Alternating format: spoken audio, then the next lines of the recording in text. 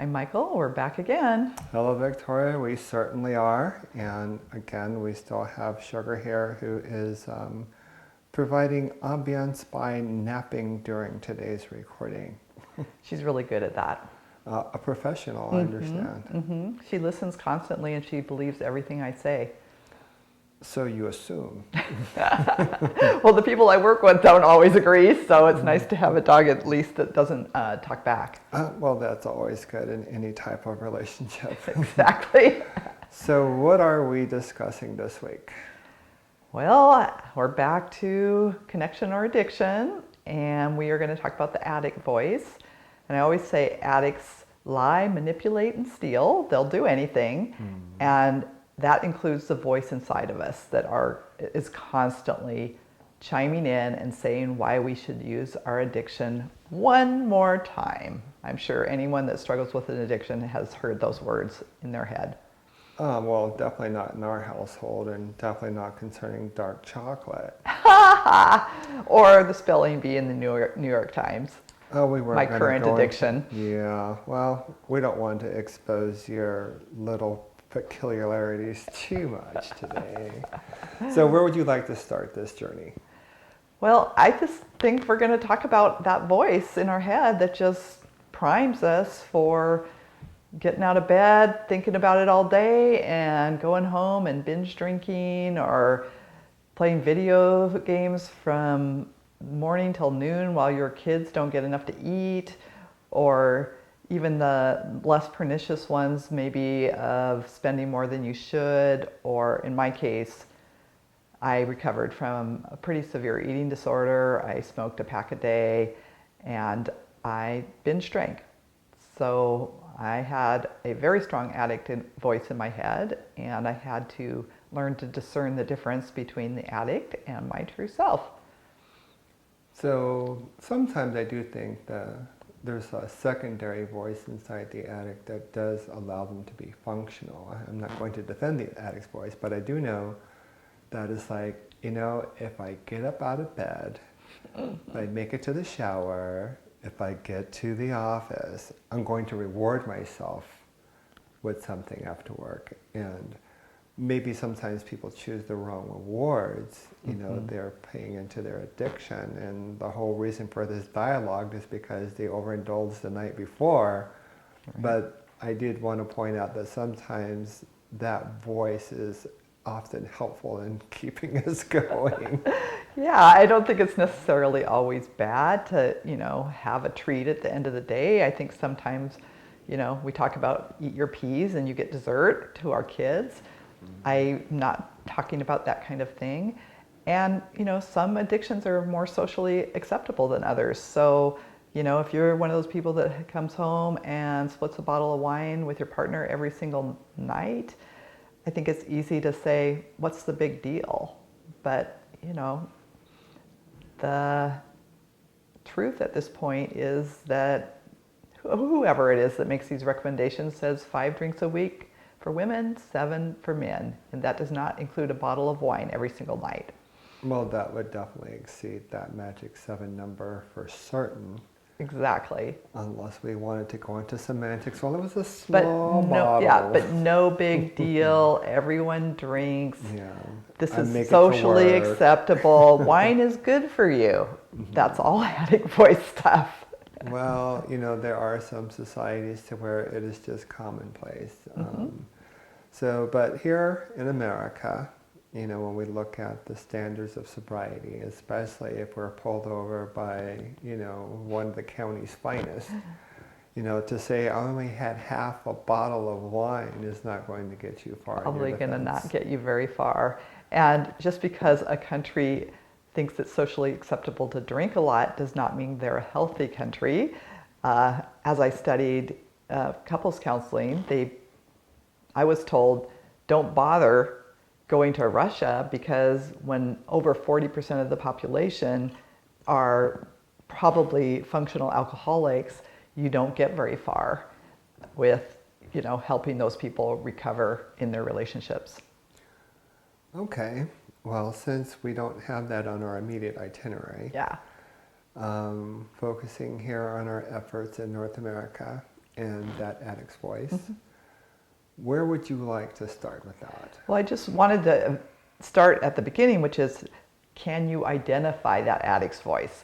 Do you know when your addict is talking to you and convincing you that it's no big deal to shoot heroin because you only do it occasionally, it's not that big of a deal, or use cocaine, or most importantly, as I've said earlier, this is the very last time you're going to do so, or perhaps you only shoot heroin when you're in social situations. Whatever it is that addict needs to do to convince you that it's okay to use or binge or spend the evening looking at porn, that addict will do so. And it might be a little bit different for everybody, but addicts lie, manipulate, and steal. Okay. And cheat. So let's back off a little bit from the heavy-duty world of heroin. Let's go into things that are a bit more accessible. Like here in Washington State, marijuana is legal. Oh, yeah. And that's a really good one for the addict, because marijuana is an herb. It isn't, it's a natural substance. It isn't something that you abuse. And again, who cares if you come home every night and smoke weed? Because it's technically not a drug. No. Okay. And it's not addictive, too. Yeah. So the addict voice will definitely tell you it's not addictive. Okay. So let's go into BR roles.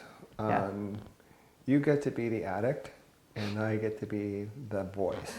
Oh, okay. This is a new take on things, but go for it. Totally unscripted, but I figured, why the heck not? Yeah. So you've had this challenging, horrible day of not feeling that you've made progress with your clients, and it's like, I just really need to relax. So I really need to relax, yes. Here's the voice. I just really need to relax. I'm just going to do it so that I can enjoy the rest of my evening. Okay, so I am the addict's voice telling you that, come on, Victoria, you've earned it. You survived your day. What's a gummy or two? Well, addict, I'm telling you right now, you say that to me every day. This is not something that changes. Every day is too hard of a day. Every day is difficult at work. So what you're saying right now makes literally no sense. But you do listen to me sometimes, Victoria. Well, there's a big difference between occasional and every day, and I don't really have a problem, addict, if you did it once a week, but let's not lie and say that this is a once or twice a week thing. This is a 7-day-a-week thing that keeps you from being able to move forward in your life. Well, since I'm just a voice, I don't deal with logic, and so you're coming at me with logic. So I'm saying go ahead and have it. What's the harm? Yeah, you're exactly right. You're an addict, you're the addict voice, and logic isn't something that you think about. So a friend of mine was telling me recently that one of the things he does is he will do a 5-minute meditation where he says on the in-breath, now, and on an out-breath, he says later. And the thing with an addict voice is there is no later, as you mentioned. And as we recover, I think we have to focus probably more on the later version of things and not the now. Well, I am a practical voice, and I'm telling you, we should be living in the moment.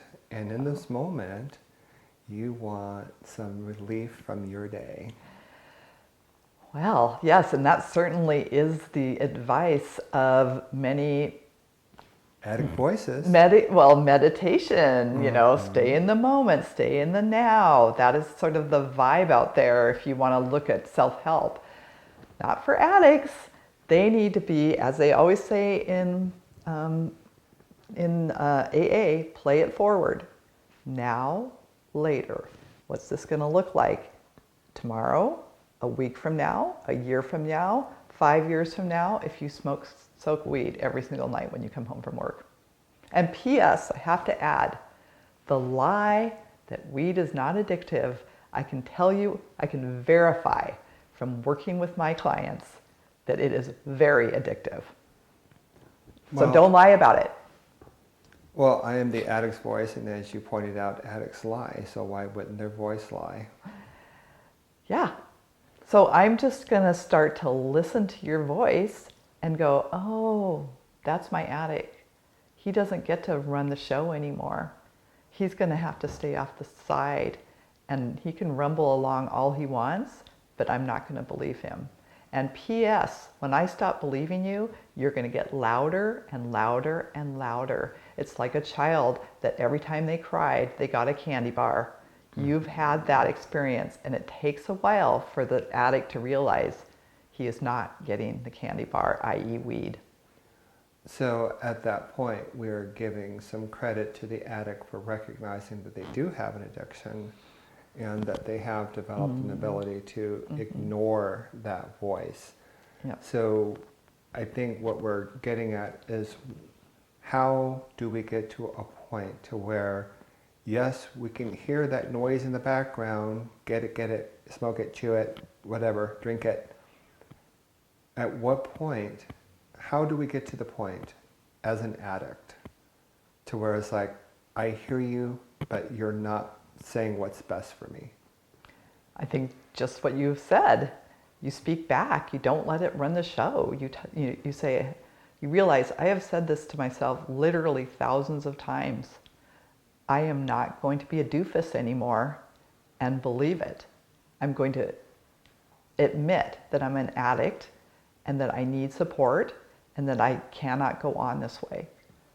You know, it's funny that you bring up the word doofus, and this is totally off topic, but I thought there was a group of young people called the Three Doofuses in the piece of literature that we shared here recently. So I guess personally, I don't think that being a doofus is actually a terrible thing, because if it means being different, Okay. sometimes being different means I'm going to be the one not to do weed. Right, exactly, because I am actually a doofus and so are you. So I will take that back. What I think the addict voice is absolutely a bunch of bullshit. Let's be honest. It's a total bullshitter, and it's time that we don't allow ourselves to let that voice run the show. Yes, this is the ultimate deceiver, because it's a part of you, Right. And it knows how to get to you. Yeah, they're wily. I remember one of my clients telling me he would stay over at work and just get to the point where he was losing it. Oh, and not eat. And then he would go, oh, okay, I have to go and buy alcohol, because basically that habit of not eating and working too much wore his ability, his later voice, it wore that down, and he would stop and get alcohol. And if he knew he took care of himself during work, that wouldn't happen. And a part of that can be explained chemically, that you deprive yourself so much that you're just going for sugar, and Right. alcohol does break down into sugar, so Yeah. your body goes into survival mode, and it's going to get what it thinks it needs by any means necessary. So again, through that wrench in the cog of progress. So now that we know that the addict's voice is, in all actuality, our own voice. Actually, I don't think it's our true self. I don't think it's our authentic self, because as we said before, you got the C words: calm, clear, curious, connected. It's a different voice. Yes, we can't say it's not us, but it is not, when we are in our centered, authentic self, it is absolutely not the addict that's in charge. So I'm going to go with curious here.